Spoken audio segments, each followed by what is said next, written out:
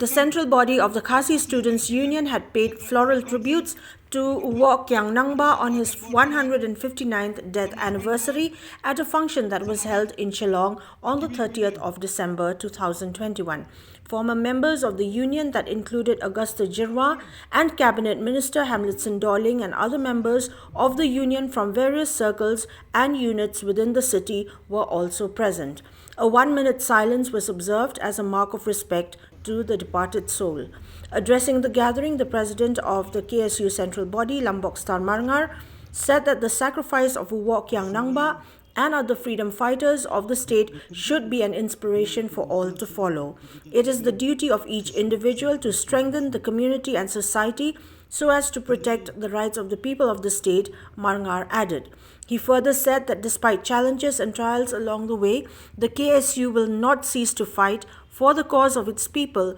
which he is hopeful will benefit the present generation as well as generations to follow. Andai kum kajat meriu khamtam kum kaseng ibu ya kajat pendeu khaman bat lada kino ki bor pana sabar ki persang ya kaban thambor ya ke ikhtiar ya ke kiriti kino stor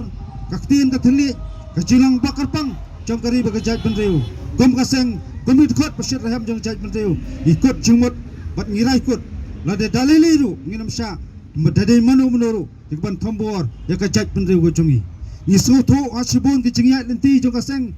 Khamtam hangi persang ban kren ya kimat kejura paper ladan subun ba kejing tenju ladan subun ba kejing persang ban penting ban semit ban bla ya ka ban sim idri handrai ngacukran barbor habang syakri namta kari bekejat benreu kita jing tenju kita tang sebentar bangilong isim yaki kum kimopur pengen jai jam sakmat